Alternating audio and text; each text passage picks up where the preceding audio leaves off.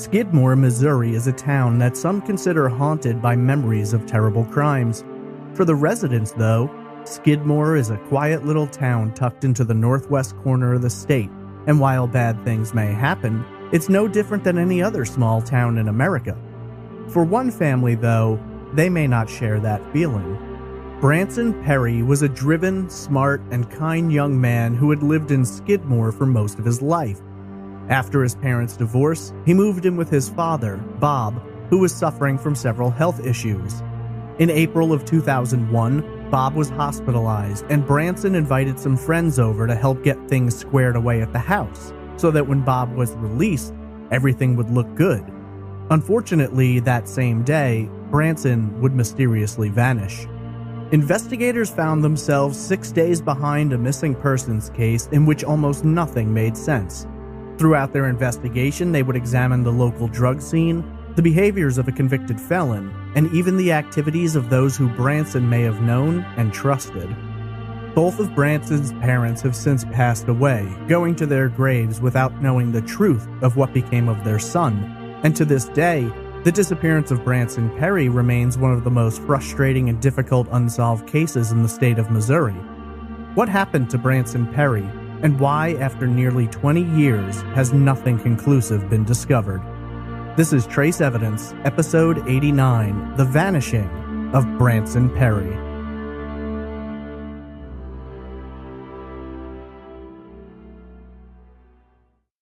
Welcome to Trace Evidence. I'm your host, Stephen Pacheco. Today we examine the details surrounding the mysterious disappearance of Branson Perry. Before getting into the case, just a few notes about the show. Trace Evidence is a weekly true crime podcast focusing on a different unsolved case each week. If you have questions, comments, or case suggestions, email me at traceevidencepod@gmail.com. You can also follow me on Twitter at traceevpod, on Instagram at Trace Evidence Podcast, or join the Facebook discussion group simply by searching for Trace Evidence. You can visit the website at trace-evidence.com for full episodes, social media links, merchandise, and more.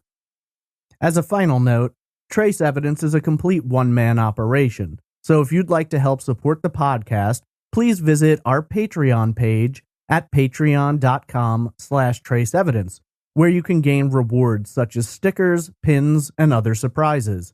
If Patreon isn't your thing, but you still want to pitch in, there is a PayPal donation button on the website. Today, we examine the disappearance of 20-year-old Branson Perry from Skidmore, Missouri in April of 2001. This is Episode 89, The Vanishing of Branson Perry.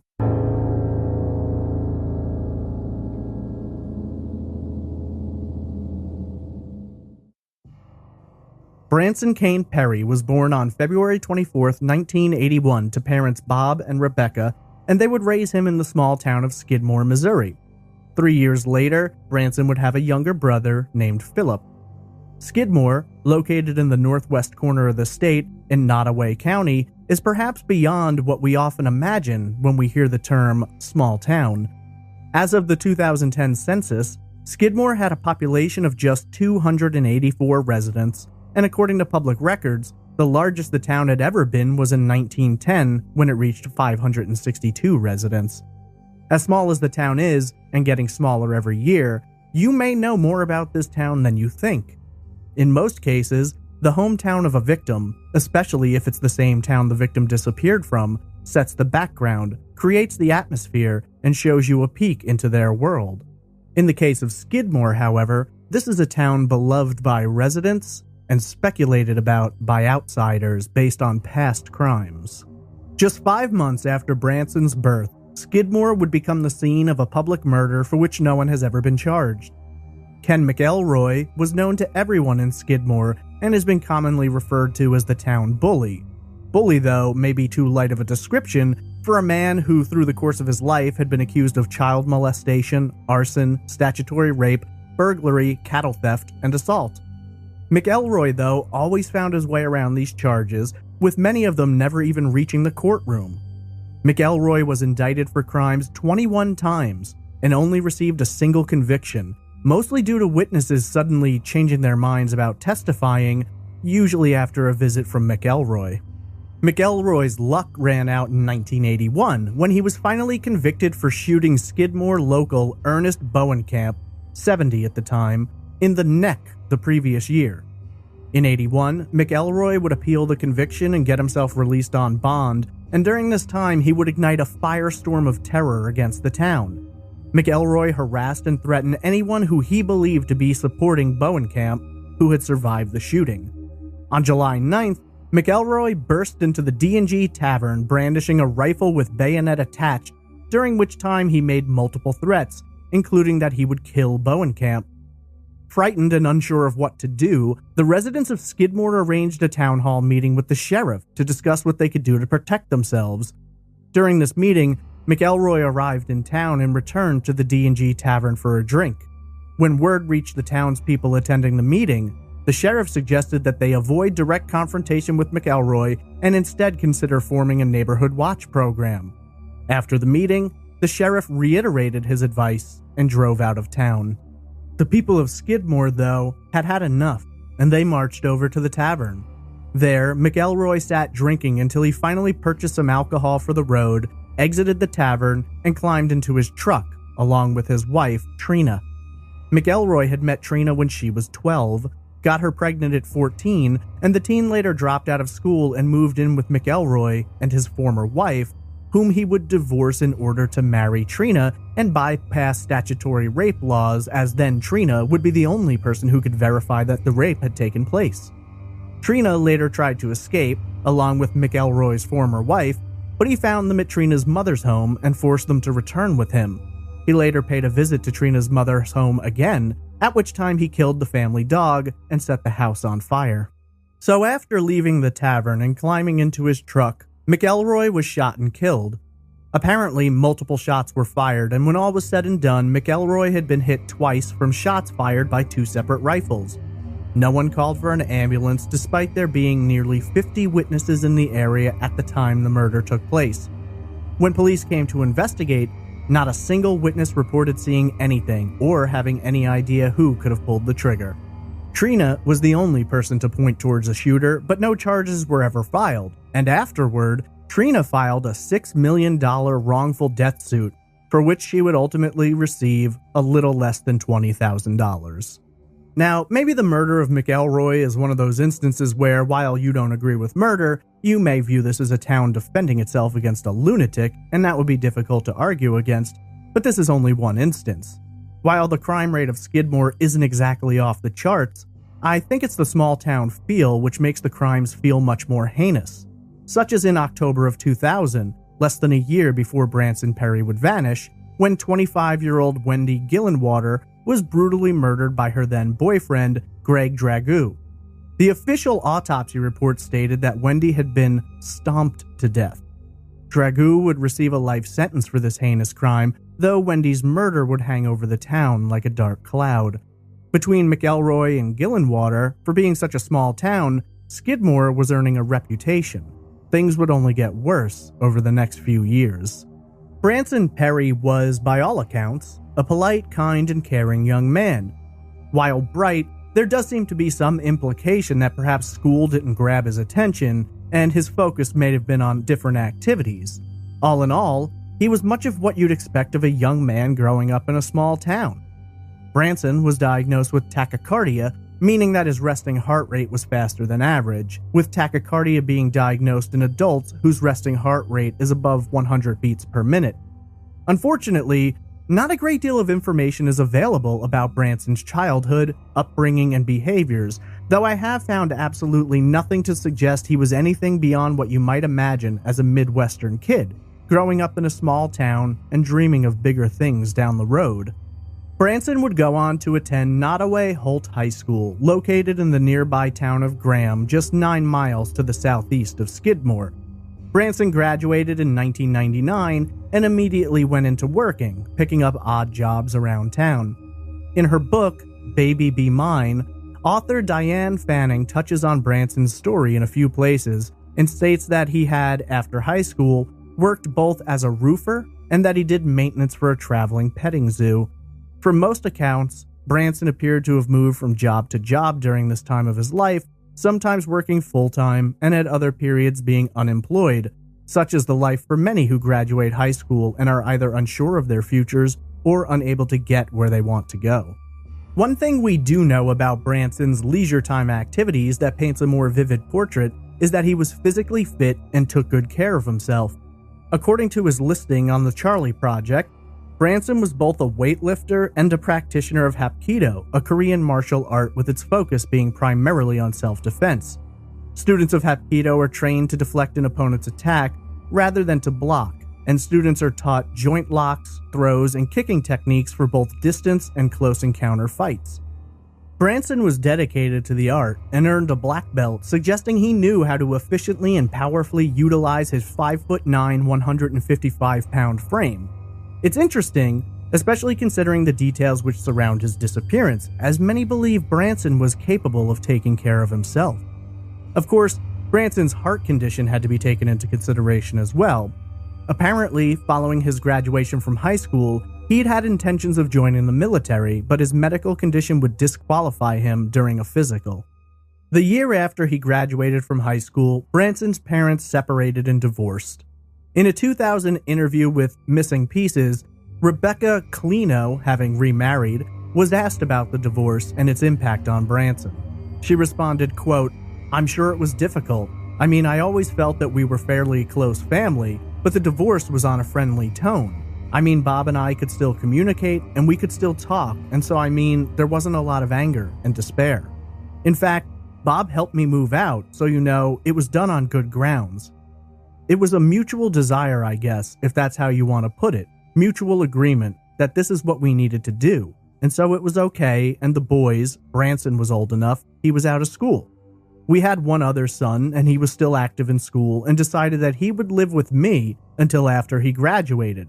But they came and went to Bob's house or to my house as they wanted to. I mean, the doors were always open all the time." End quote. Philip moved in with Rebecca, who moved out of Skidmore to a town located approximately 20 miles away, while Branson made the choice to live with his father at 304 West Oak Street. While details aren't too specific, it's been noted that Branson's father, Bob, suffered from both medical and psychological issues, and that Branson was, in a way, helping take care of his father to a degree while living with him. Bob and Branson were close and shared a lot of time and thoughts with one another. One area in which Bob had always suspected, but never confirmed, was in fact Branson's sexuality. This would all change, though, in a disturbing encounter which would allegedly take place just 4 days prior to Branson's disappearance. I do want to note, the only place I've ever found this as a source is in Diane Fanning's book, Baby Be Mine, and all other mentions of it seem to cite this as their primary source. According to the story, on April 7, 2001, Branson went over to the home of a neighbor, Jason Bierman. While in the home, Branson was allegedly given a drug which took effect, leading him into a state of inebriation. According to the writing of Fanning, quote, "In an intoxicated state, Branson danced naked, shaved his pubic area, and participated in sexual activity with Jason." End quote. Reportedly the following day, Branson confessed about the situation to his father, acknowledging that he had been drugged and taken advantage of. Branson was upset about the situation, what had happened, and what would happen if anyone found out about the encounter. Bob allegedly suspected that his son was likely gay, but had never been directly told about it before, and became very angry at his neighbor for taking advantage of his son. Whether it was due to Branson's fear of it becoming public knowledge or for some other reason, this alleged sexual assault was never reported to authorities. Not long after this discussion with his son, Bob Perry would be hospitalized for several days with the planned date of his discharge set for Wednesday, April 11th. Knowing that Bob would be coming home that day, Branson wanted to take some extra steps to ensure that everything was in order for his return. Branson called his friend, Gina, who agreed to come over and help him clean the house. When Gina arrived, Branson took her into the home and the two discussed what needed to be done. In addition to Gina, Branson had apparently called 2 other men to come by, though Gina was unable to identify them. These men would spend the most of their time under the hood of Bob's car, apparently replacing its damaged alternator. Gina would report seeing Branson speaking with the 2 men throughout the day, sometimes while they were working on the car, and at other times with the three just standing together in the front yard. Gina would later report several details that have never been verified. According to her, at one point during the day, she came into the kitchen where she saw Branson take something out of a cabinet and head outside, concealing whatever the item was. When she later asked him about it, he brushed her off and said it was nothing. She would also claim at another time that day, she found one of the men who had been working on the car in the kitchen, and when she asked him what he was doing, he also replied that it was nothing. At approximately 3 p.m., Gina, who was cleaning the second floor of the home, noticed Branson outside. Approaching the window, Gina called down to Branson asking him what he was doing, partially annoyed that she'd come to help him clean the house, and he'd spent half of his time hanging out with these two men who she'd never met before and who she was not introduced to. According to Gina, Branson was holding a set of jumper cables in his hands and told her that he was going to put them in the shed. I should note, the shed was not in the backyard or right next to the house, but was actually located in a lot next to the property. Gina's encounter with Branson is the last time he's confirmed to have been seen by anyone. While this seems fairly cut and dry in terms of where he was going, it may not be so clear. In several articles I have seen this story told, that Branson said he was putting cables in the shed. However, in others, and in Diane Fanning's book, it has been reported that Branson actually said he was going to put the jumper cables in the shed and then run out for a little bit, planning to return shortly. Where he was planning to go, if indeed this is how things went down, is unknown. I think it's important to say at this time that Gina is the only person who has ever given statements about the last day that Branson was seen, and while her description of events could be very valuable, there are some doubts about the veracity of her claims. In her interview with Missing Pieces, Branson's mother made a point of discussing the reliability of Gina's statements, saying, quote, "Now, whether either one of those parts of the story are true or not, I honestly can't say for sure. I don't totally trust the individual that told me these things, although she was the one that she was supposedly there. She's kind of known for not always telling the exact story or telling exactly what happened." End quote. Rebecca would further state that the jumper cables were typically left on the porch, implying that it may have been out of the ordinary for Branson to have been bringing them to the shed in the first place. In what I can only describe as strange, after Branson fails to return home, Gina finishes up her work and leaves. Apparently, the two men working on Bob's car do the same. There's no report at that time that anyone was concerned about or even curious about Branson's location. Maybe it's just me, but if I was helping my friend and he went to do something and never came back, I'd at least find it a little strange and probably hang around a little longer to see if he did return. And if he didn't, I'd probably let someone in his family know. But maybe Gina didn't know anyone in his family, and the two men working on the car remain a mystery as it is. Sadly, Branson's disappearance would not be reported for nearly a week due to a confluence of unfortunate circumstances. Firstly, Bob ended up not being discharged from the hospital that day, and so he didn't come home to notice that Branson wasn't there. Secondly, Branson's grandmother, Joanne Stinnett, went by the home the following day, April 12th. She had visited Bob in the hospital and asked him if Branson had come to visit the previous night. Since Bob had been in the hospital, Branson had made a point to visit him each day, but to her surprise, Bob told her he hadn't seen Branson, and this made her decide to visit the house. When she arrived, she found the home vacant, but all doors unlocked and the radio was on inside blaring music. While on the one hand this seemed a little strange, Joanne didn't think all that much of it, as it wasn't uncommon in Skidmore to leave the doors unlocked, and Branson was 20 years old and could take care of himself. She just figured he'd gone out somewhere and would be home soon. Joanne made several phone calls to the home during the next few days, but never received an answer, and Branson never returned her calls. She wasn't sure of what to do, as Bob was ill, and she didn't want to add any extra weight to his already troubled mind. Her first choice was to contact Rebecca, but she hadn't seen Branson. Joanne tried to contact friends and people who may have been close to Branson, but it was difficult for her to track anyone down. Considering his father's imminent release from the hospital and his efforts to get the house ready for his arrival, she didn't think that he could have gone that far, and he was single and unemployed.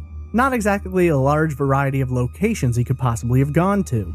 Bob Perry was discharged from the hospital on Sunday, April 15th. When he returned to the home and found that Branson wasn't there, and no one had seen him for days, he reached out to Rebecca and discussed the situation. Together, Bob, Joanne, and Rebecca went down to the Nottoway County Sheriff's Office to file a missing persons report. According to Rebecca, there were no issues filing the report, and then Sheriff Ben Espy was very receptive to their story. Sheriff's deputies were concerned about the time that had passed, 6 days since Branson had last been seen, but the family explained that Bob had been in the hospital. Joanne wasn't convinced Branson was missing. He was just 20 years old and not returning calls, and Rebecca had been asked if she'd seen her son, but not given the impression that anything was wrong. Gina hadn't spoken with the family, and so the circumstances surrounding his disappearance were difficult to piece together. By the time they had put it all together, 6 days had passed.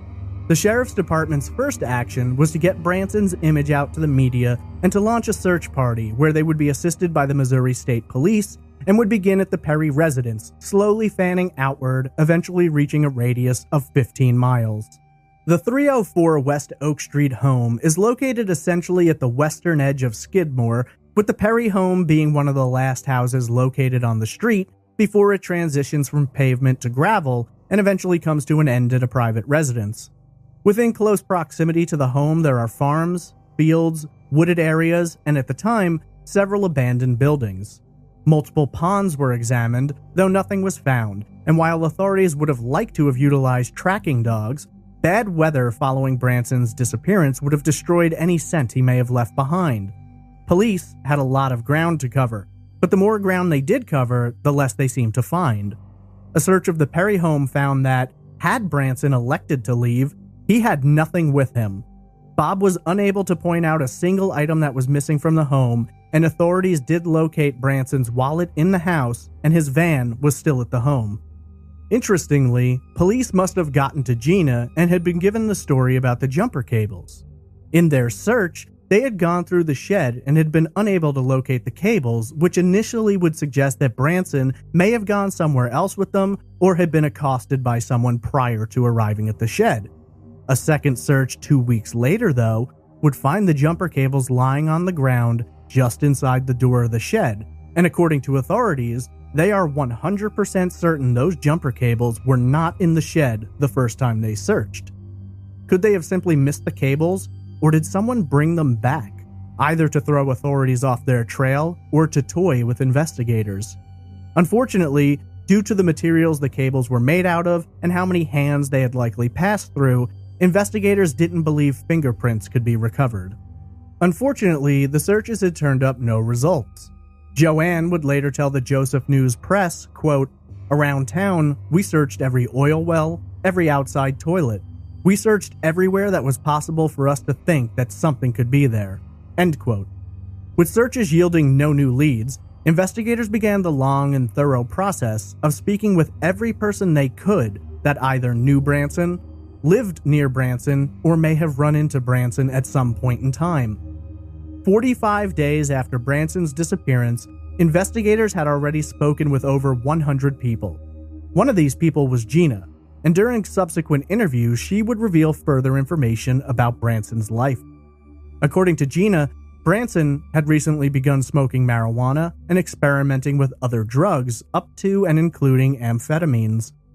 This guided police down a road towards several acquaintances involved in the drug trade that knew Branson. According to police and members of Branson's family, multiple individuals with ties to the drug trade in the St. Joseph area were questioned about Branson and claimed to have no idea where he could have been, nor to have seen him in the days leading to his disappearance. Reportedly, polygraph tests were issued to several of these individuals, some of whom passed and others who failed. However, due to a lack of evidence or information connecting them to Branson's disappearance, authorities have never publicly named these individuals nor listed them as suspects or persons of interest. Rumors began to circulate, and from what I can tell, some of that speculation is attributed to Gina, that Branson may have been in debt to a drug dealer or drug dealers. While police found this information interesting, they were basically at a dead end. There was little they could do without more information. The family responded by doing everything they could to get the word out on Branson's disappearance. Flyers bearing his image and vital statistics were put up in Missouri and several surrounding states. By December, more than 1,300 signs about Branson had been put up. Unable to afford to put Branson's image up on new digital billboards, the company who owned the billboards placed his image up free of cost. Rebecca, working as a waitress and attending college at the time, had been saving up money for a trip she wanted to take in the future, a cruise. When Branson vanished, she took that money and began adding to it as best she could to grow a reward for information leading to the arrest or conviction of any individuals who may have been responsible for Branson's disappearance. In total, she accrued $5,000, and years later, she would sell a small plot of land in order to raise the reward up to $10,000. She also participated in a fundraiser in her town, at which time residents chipped in to help get that number higher, but for the most part, the majority of the reward offered was from Branson's mother alone. In an interview with the St. Joseph News Press, Rebecca stated, quote, "I put everything I had into this reward. I even sold property to fund it. I'm just hoping it's enough to bring somebody who knows something forward." End quote. Bob Perry had a different thought process on what may have become of Branson. According to Bob, after being told about his son's encounter with the neighbor and seeing how upset Branson was, he suggested the possibility that Branson may have decided to visit friends in Kansas City, some 102 miles to the south. Since Branson did not have an operational vehicle at the time, Bob thought he may have hitchhiked to get to his destination. However, when investigators reached out to individuals in Kansas City, none reported any knowledge of Branson's whereabouts. That didn't mean he didn't try to hitchhike to their location, simply that he probably never made it. If indeed he had been walking along the road looking for a ride, any number of disturbed individuals could have picked him up, but considering all the items left behind, including his wallet, authorities found it highly unlikely that hitchhiking was the proper scenario. In 2003, authorities arrested a man named Jack Wayne Rogers. Rogers, a minister and former Boy Scout leader, was arrested for mutilating the genitals of a transgendered person under the pretense that he had a medical license and could perform gender reassignment surgery. These charges, for which Rogers pled guilty, were in addition to a 30-year sentence he'd received 5 months earlier after pleading guilty to charges of obscenity and child pornography. While investigating Rogers, authorities made a very disturbing discovery. Rogers had a history of posting on forums and discussing details of crimes he alleged to have committed. In February of 2002, Rogers claimed to have driven to Skidmore the same day that Branson disappeared, where he picked up a blonde hitchhiker. The description Rogers offered was extremely vivid and horrifying, but according to him, he supplied this hitchhiker with drugs, tied him to a tree in a remote area, sexually assaulted, and then murdered him. Sparing you too much grisly information, Rogers did discuss at one point how you could disembowel a victim and put them into a body of water, and since gas could no longer build up, the body would not rise to the surface. Rogers also had multiple posts going into vivid detail about abducting and torturing children. The FBI, discovering these posts, launched an investigation and searched Rogers' home. A necklace resembling one that belonged to Branson was found amongst Rogers' possessions. When questioned about it, Rogers claimed that all of his online postings were simply him living out his fantasies, but were not based on activities he'd actually taken part in. Authorities did not possess enough information then nor now to charge Rogers with any crime in connection to Branson. Several years later, in 2009, Sheriff Espy told reporters that their investigation had pointed them back towards Skidmore and a town north of Skidmore called Quitman. In an interview with the Fulton Sun, Sheriff Espy stated, quote, "We haven't completely ruled out Rogers, but the Highway Patrol had some leads resurface from the original investigation that led to the re-questioning of some individuals who had come up before.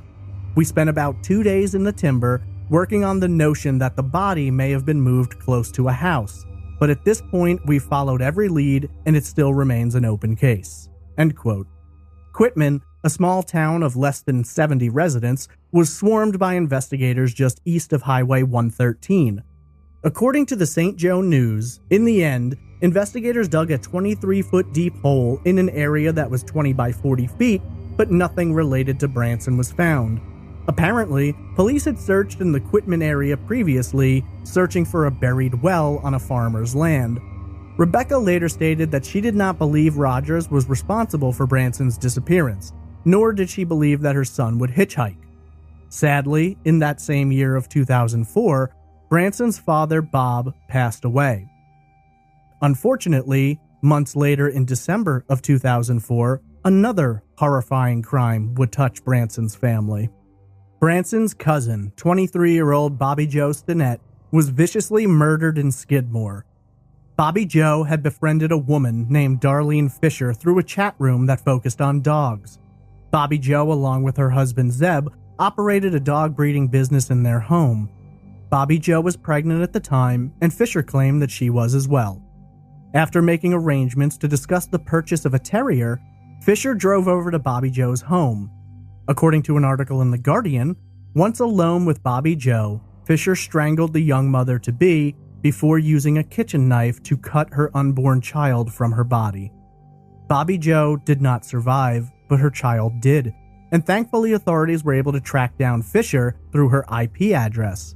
As it turned out, she was not Darlene Fisher, but Lisa Montgomery, a woman with a very disturbing past of abuse who had claimed multiple times that she was pregnant despite having her tubes tied in 1990. Her husband at the time believed she actually was pregnant and was shocked to learn the truth. The baby, later named Victoria Joe, was returned to her father. Montgomery was found guilty and given a death sentence. Today, she remains one of 55 women currently living under the death penalty, though Montgomery is not on death row and is instead incarcerated at Federal Medical Center in Fort Worth, Texas. Branson's mother, Rebecca, managed to get more money together, raising the reward offered to $20,000. Unfortunately, Rebecca would pass away in February of 2011 after a long and difficult battle with cancer. Rebecca was promised by friends and law enforcement that they would continue looking for Branson after she was gone, and by all accounts, they have kept that promise. Rebecca was buried beside an empty plot, which is reserved for Branson. Her obituary stated that she was preceded in death by her son, Branson Perry. In a conversation with the News Tribune 2 months later, Rebecca's good friend, Monica Kaysen, the founder of the Center for Missing Persons, addressed this, saying, quote, "I think she knew he wasn't alive, but she always wanted to continue to look for him either way." End quote.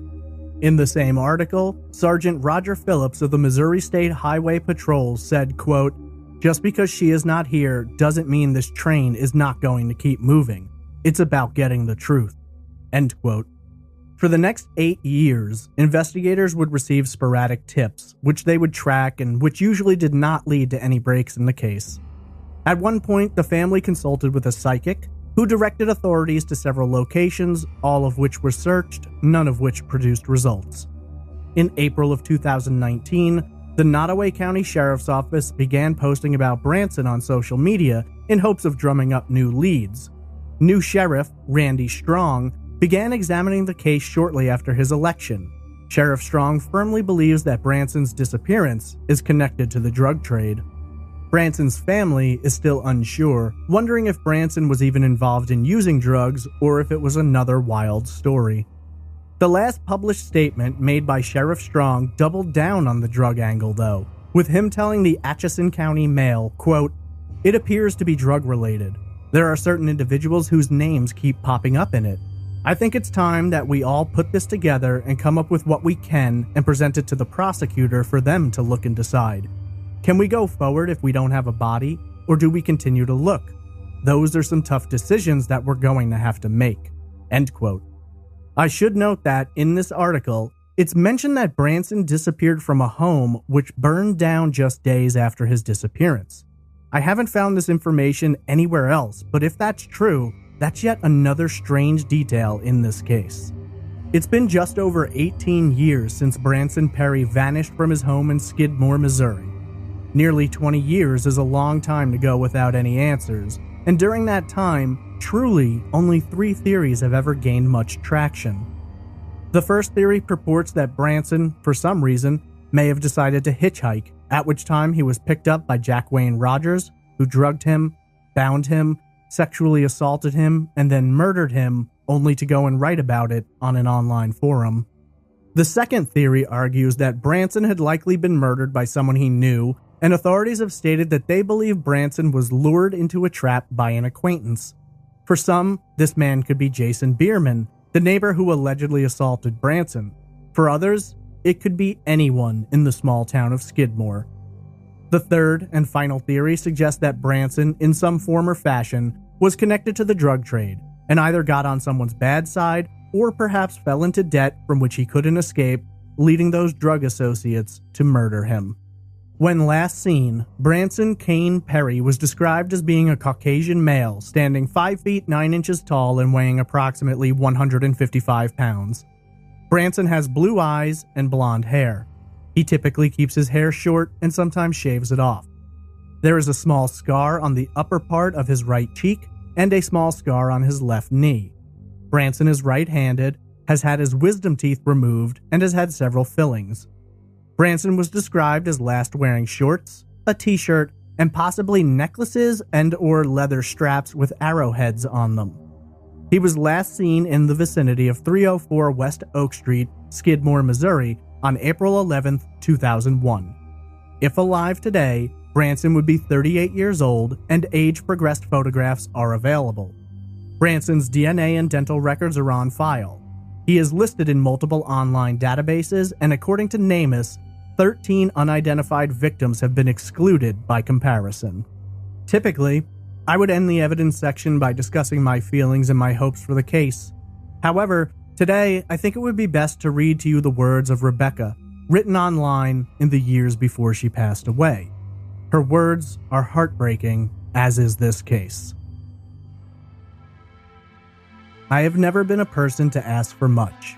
I am asking, pleading, even begging for your help in finding my son or finding out what happened to him. I need for this nightmare to end. It's a roller coaster that doesn't ever stop. From the outside, I may appear to be fine. Inside, I will never be okay. If you have ever lost someone who has died, then you know that feeling of complete despair. Over time, it eases and becomes bearable. You know the cause of what happened, and you've been able to put your loved one to rest. You will always have that sense of emptiness, and at times it overcomes you, but you're able to put it into perspective again. Parents of missing children never have that feeling of ease. It never becomes bearable, only easier to hide.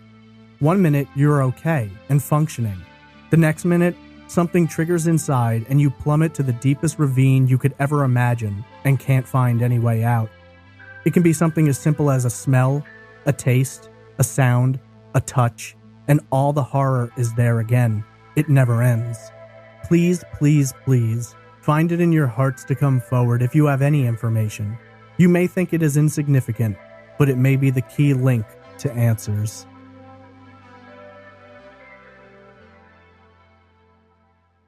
The disappearance of Branson Perry is such an incredibly frustrating case. It feels like the more you dig into it, the less you find. The idea that Branson disappeared from right near his own house, and not a single person in a town of less than 400 people have seen or heard anything about who possibly could have done it, is crazy to me. Well, I suppose there are rumors and tips, but nothing solid. 18 years later, and police are still investigating angles they were looking at from the beginning. That Branson may have been involved in drugs and owed a debt to someone who grew impatient and violent. Multiple areas have been excavated, hundreds questioned, polygraphs issued, and all this time later, not a whole lot of new information. Obviously, authorities may be holding back some evidence they're in possession of, but it's clear that evidence hasn't given them the ability to file any charges yet. So what do you look at when someone seems to vanish into nothingness from close proximity to his own home in a small town? For many in Skidmore, it was difficult to imagine that Branson's disappearance could be tied to anyone in town. Many who have looked at Skidmore have pointed out the darker side, myself included, much to the chagrin of residents. But I do want to make it clear that this is not a bad town, and unfortunately, horrible things can happen anywhere. If it was a resident, that would mean that living somewhere amongst that small population, there's a killer who hasn't yet been caught. As a response to that, many people considered it likely that whatever happened to Branson must have been the work of an outsider, someone just passing through. Examining the first theory, following the 2003 arrest of Jack Wayne Rogers, many people felt that their suspicions were correct. Jack Wayne Rogers is obviously an extremely disturbed individual. I'm going to go into a little bit of detail on some of the things this monster has done, so if you don't want to hear those details, I'd suggest you skip ahead 2 minutes now. Here you've got a guy who worked himself into several positions where he could have unsupervised access to young children without anyone ever suspecting him. He was a Presbyterian minister and a Boy Scout leader. Unfortunately, given the way things have been in the past 20 years, that isn't exactly all that surprising. The late 90s and early 2000s ushered in the era of the Catholic Church scandal, and the Boy Scouts have certainly not remained free from sin in this regard. According to official court documents, when Rogers was arrested, computers at his home and business were seized, and in total they discovered at least 860 images of child pornography that included sexually explicit photos of prepubescent children. Rogers was also involved in the transmission of these images, which netted him charges for the distribution of child pornography as well. And as sick and disturbing as this is, it's the tip of the iceberg. In addition to the child pornography photos, they discovered photos of Rogers himself in possession of severed male genitals. In the photos, Rogers can be seen wearing them on his head, placing them in his mouth, and chewing on them, among other horrifying images. Rogers also sent out these images, which resulted in obscenity charges. Investigators found surgical and bondage equipment in Rogers' home and vehicle. Later, Rogers crudely conducted gender reassignment surgery while an assistant photographed it in a hotel that resulted in bleeding which couldn't be stopped. Rogers would later tell this assistant that he had eaten the victim's genitals.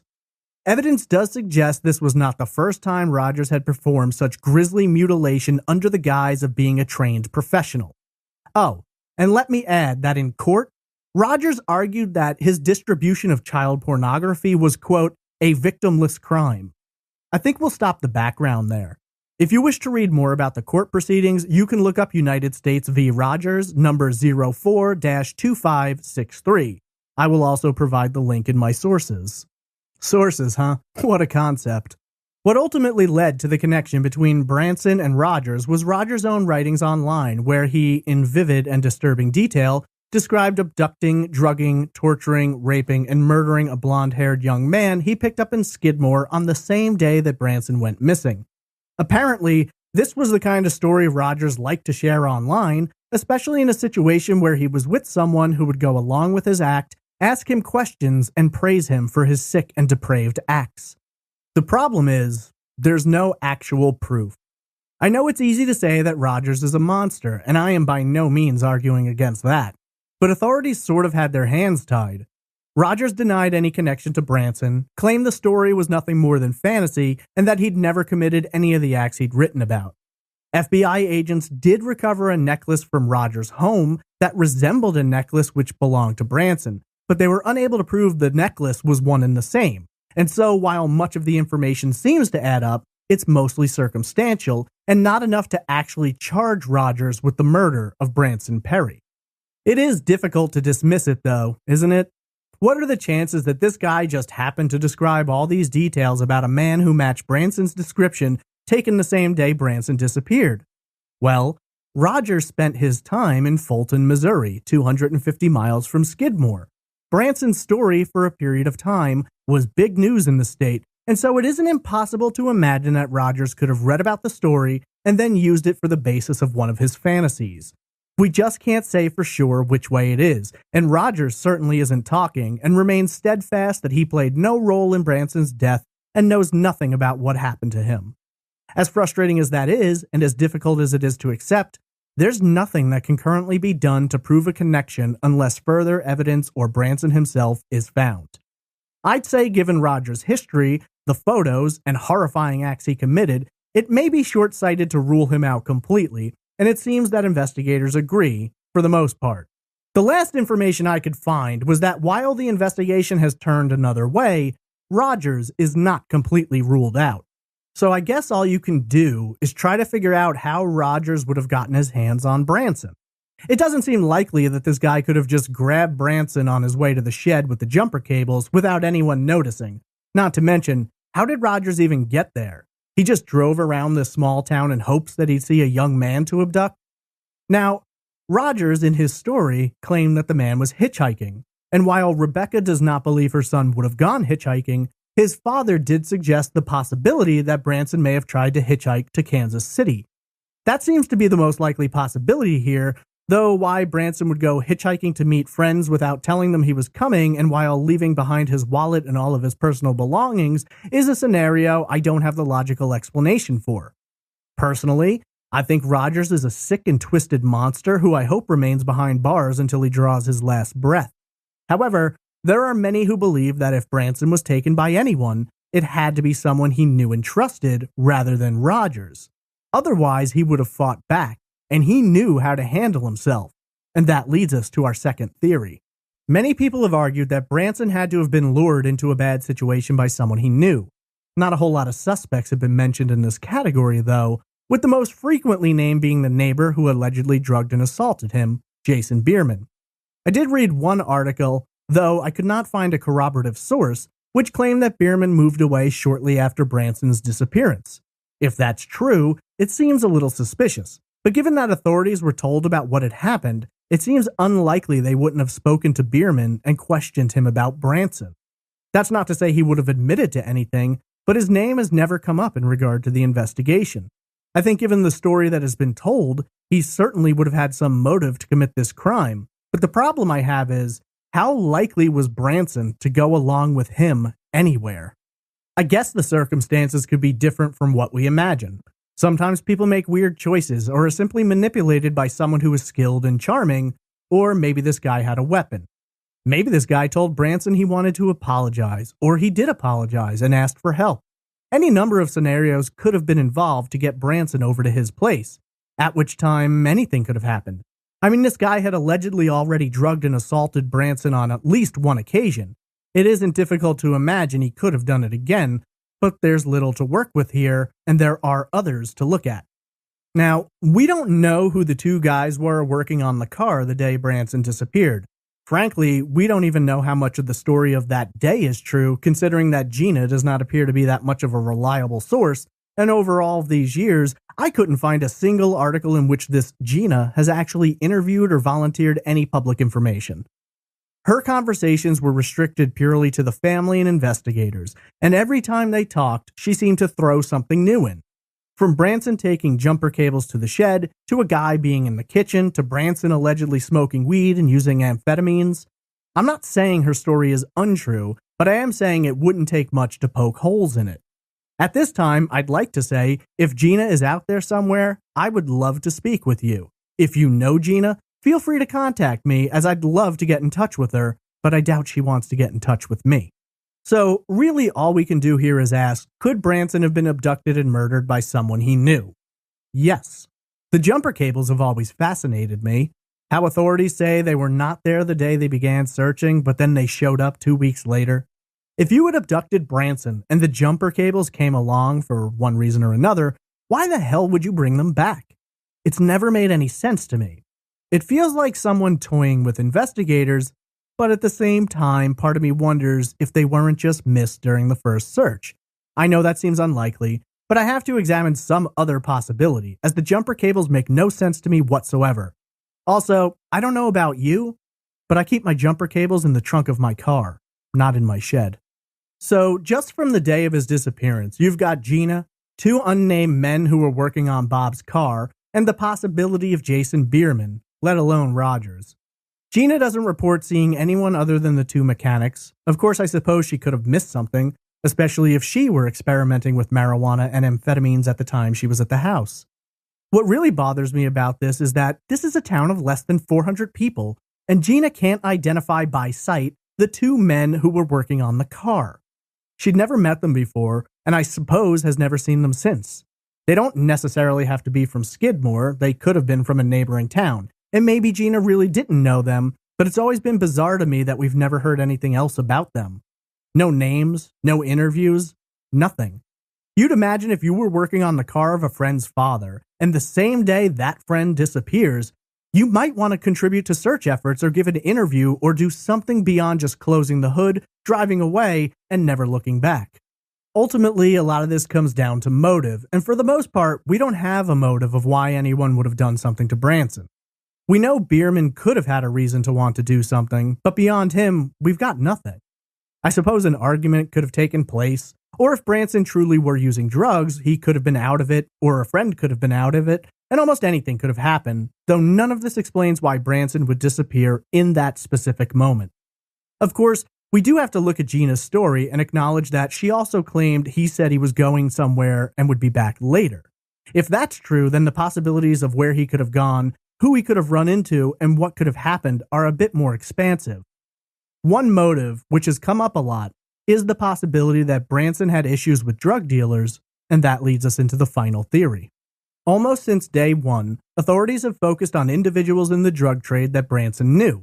From Gina bringing up drugs to police interviewing and polygraphing several of those people, it seems apparent that if there's one theory that law enforcement is putting most of its support behind, it's that Branson was the victim of someone involved with drugs. At the time of his disappearance, Branson wasn't working, and by all accounts, he wasn't exactly rolling in money, so it isn't hard to imagine he could have earned a debt to a drug dealer. However, some have suggested that the debt occurred in a different way. Most drug dealers are not going to give you a bunch of drugs on the promise that you'll pay them later. It's a pretty unsuccessful business model to offer drugs with payment being a rain check. I'd imagine most dealers that conduct business in this way are not conducting business for very long. Sure, it could happen from time to time, maybe for a friend, but how much in debt do you have to be for a drug dealer to want to kill you over it? I used to buy weed when I was in high school, and nobody, no matter how close they were to me, gave it to me without the money up front. Now remember, if they're going to kill you, they're never getting their money back. So they have to believe either that you're never going to pay them, or they have to make an example out of you. If you were a drug dealer and an unemployed 20-year-old wanted to buy some drugs from you, but didn't have money at the time, and for whatever reason you agreed, are you going to give this guy a large sample of the good stuff, or are you just going to give him a little bit? I guess it depends on how smart you are and how well you know him. But what if this wasn't a matter of Branson being unable to pay for drugs he was using recreationally? What if, due to the situation he was in, his lack of a job, his father's medical condition, living in this small house in this small town, he made the choice to get involved in selling drugs? I do want to say, when I explore this area, I am in no way meaning to impugn Branson's reputation or make any kind of judgments against him, but I do think it's a possibility that needs to be considered. Especially if Branson was beginning to get involved in drugs, it isn't hard to imagine that his decision-making could have been affected. Also, when you see some guy walking around with nice clothes, driving a good car, and he doesn't have a real job, maybe you want what he has.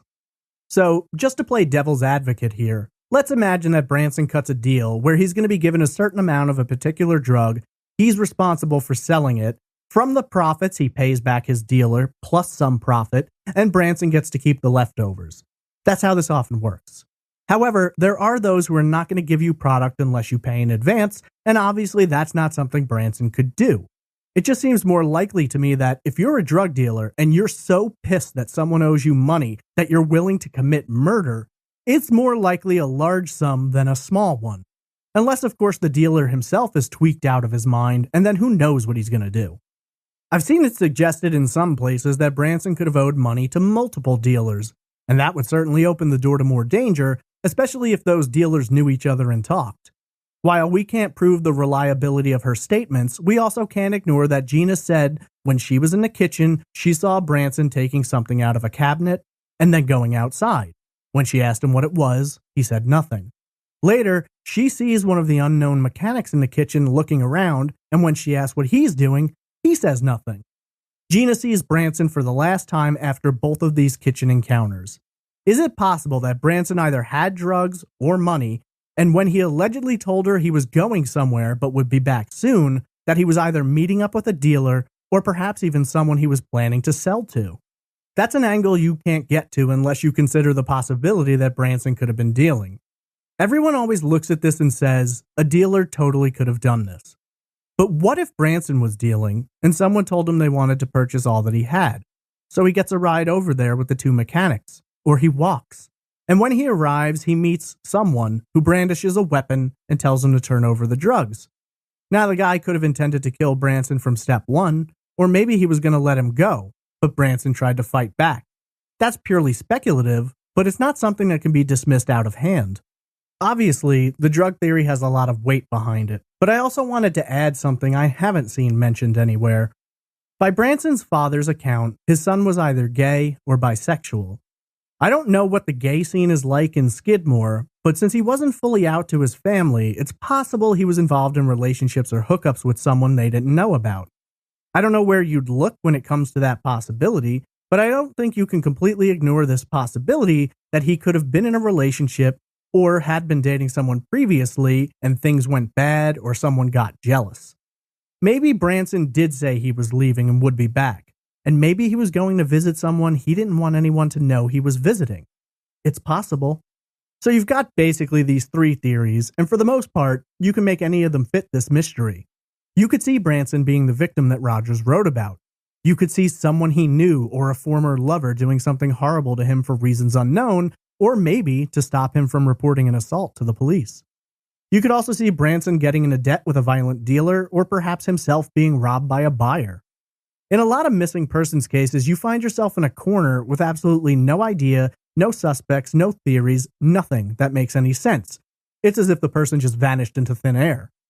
This isn't exactly one of those cases. There are multiple theories here with some evidence to support them, but not enough. So I don't know what's more frustrating, not knowing at all, or having a pretty good idea, but not being able to prove it. What I do know, beyond a doubt, is that whatever happened to Branson Perry is an enduring mystery that will hang over Skidmore until the truth is revealed.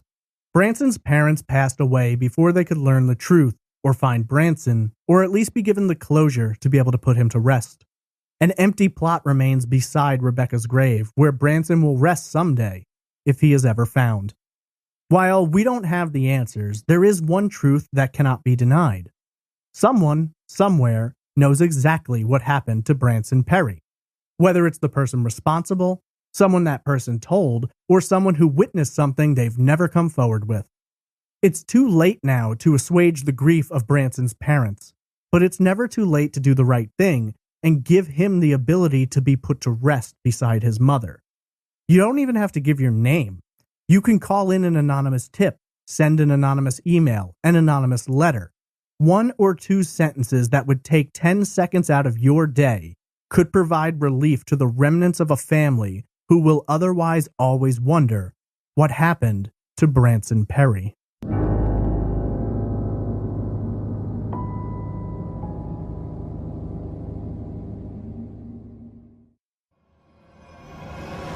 Case update.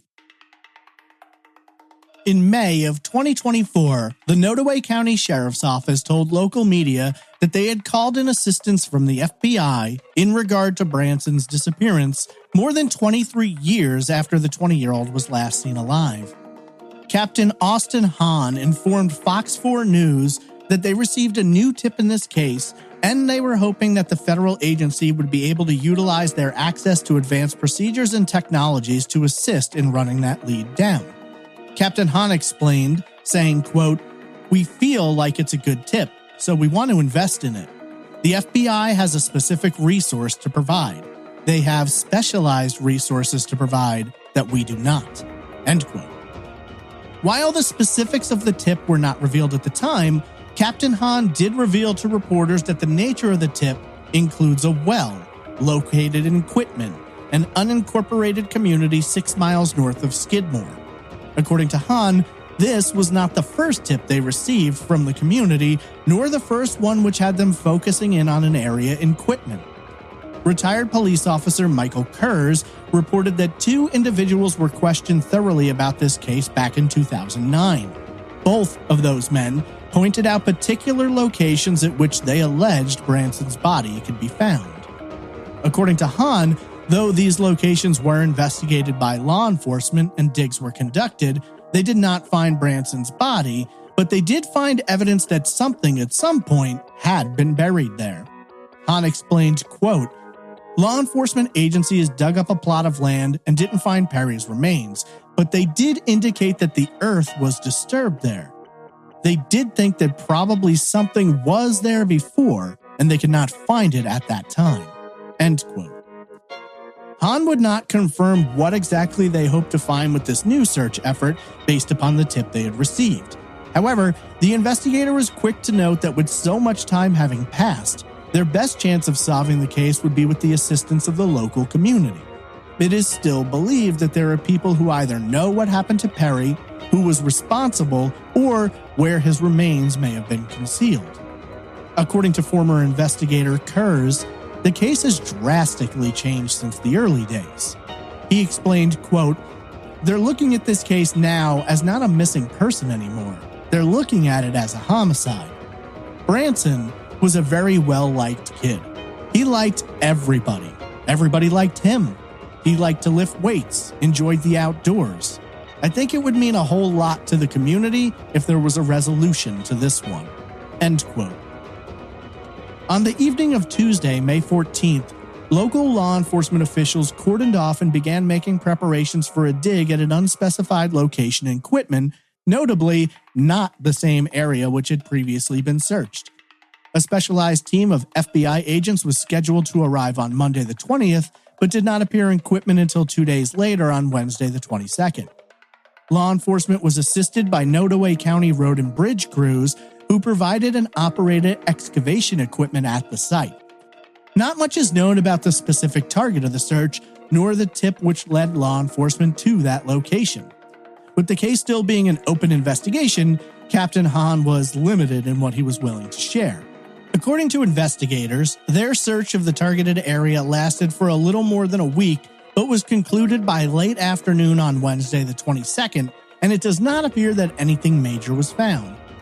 Captain Hahn spoke to the media following the conclusion of the dig and said in part, quote, "The investigation portion of this never really stops for us. We are still going to take every single tip in. We're going to follow up on every single tip that's provided, and if we believe that the tip is credible, we're going to pour resources into following up." End quote.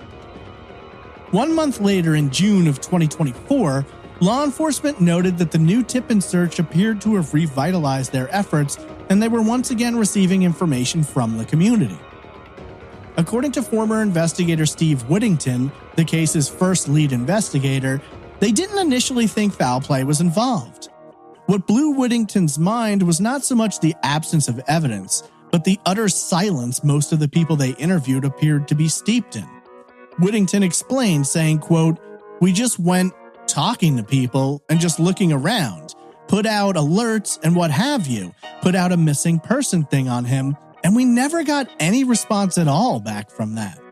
End quote. Inside of the first 2 weeks, detectives began to believe something strange had happened, that Branson had likely been the target of foul play, and that people around him the last day he was seen probably had some idea, if not specific details, about the how and why of it all. At the time of the disappearance, 2 men had been outside of the house working on Branson's father's car. Whittington revealed one of these men, Bill Dragoo, passed away in 2021, had been questioned multiple times because it was believed he had information he wouldn't reveal. Whittington commented, quote, "I always felt like Bill knew something about it, but he would never talk or anything." End quote. According to Whittington, they conducted multiple searches and digs, everything from a septic tank in Holt County, another area north of Skidmore, a location in Quitman, and multiple wells throughout the area. Eventually, the investigator led detectives to the drug scene, with them believing that the 20-year-old's disappearance was somehow connected. Interestingly, they had one particular witness who contradicted all the rest.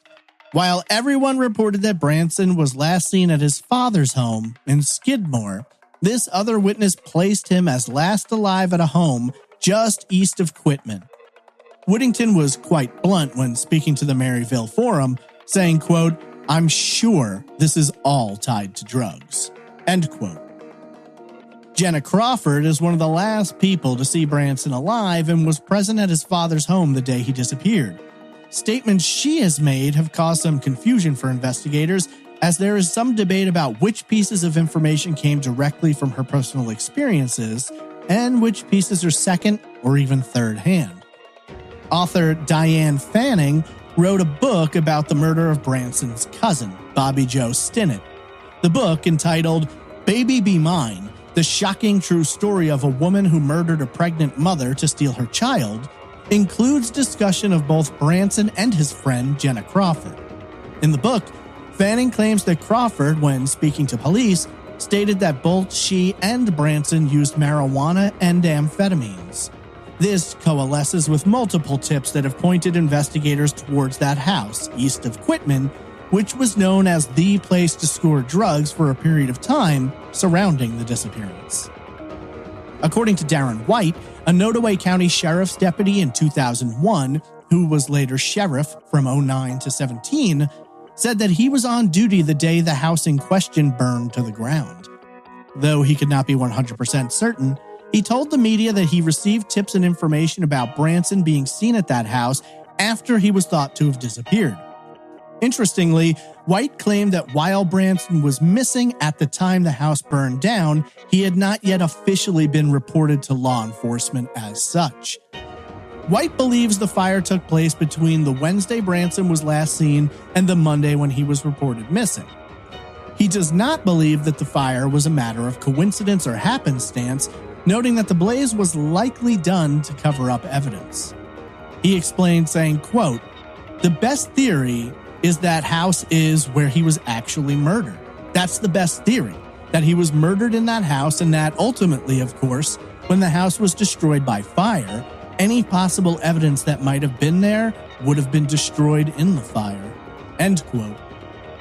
This belief is supported by Nodaway County Sheriff Randy Strong, who told the St. Joseph News Press in 2019 that Branson was last seen alive on Wednesday, April 11, 2001, at a residence near Quitman, which later burned down. White went on to say that he had received a lot of information over the years, but the one big hurdle they could not overcome was the absence of Branson's body. According to White, without the body, there was never enough evidence to issue a warrant to arrest anyone. In 2022, law enforcement noted that they did have a suspect in the case, but they didn't yet possess enough evidence to charge them or even name them. Unfortunately, it seems, those who have the answers continue to keep them secret, protecting a killer and depriving a family of the justice and truth they so desperately deserve. Sadly, as more time passes, members of Branson's family have passed away without finding out what happened. His father, Bob, died in 2004 and his mother, Becky, in 2011. His grandmother, Joanne, also passed away in 2015. Darren White commented on how their losses have both frustrated investigators and taken away major voices of support for the continued pursuit of justice. He explained, quote, "The sad part is that his mother and grandmother have both passed. So I guess in some way they're now with him, and so they do have their final answer for people that are of faith. But while they were both living, they really devoted a lot of time to trying to get some answers and some resolution. But it just never happened." End quote. More than 100 interviews have been conducted, and vastly more tips have been received and tracked down. Sadly, the truth still remains obscured, and Branson's remains have never been found. The case, while cold, does warm up periodically. It is believed that there are people out there who have the ability to assist law enforcement in bringing Branson home and finding his killer. If only they would be willing to share what they know, maybe the family could put an end to the suffering of unknowing and find some way to come to terms with their loss. This remains to be seen.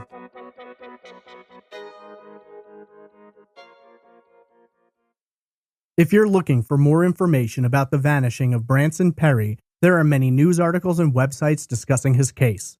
Diane Fanning wrote a book entitled Baby Be Mine, The Shocking True Story of a Woman Accused of Murdering a Pregnant Woman to Steal Her Child. While the book focuses on Bobby Joe Stinnett, there is a very detailed chapter about Branson. Beyond that, there's a website hosted by the family that goes into detail, and it will be listed in my sources along with everything else I could find on this case. If you have any information about the vanishing of Branson Perry, please contact the Nodaway County Sheriff's Office at area code 660-582-7451. You can also contact the Missouri State Highway Patrol at area code 573 751-3313. You can also contact the Center for Missing and Exploited Children at 1-800-843-5678. What do you believe happened? Tweet me at traceevpod, email me at traceevidencepod@gmail.com, Instagram message me at traceevidencepod, or comment in the Facebook group.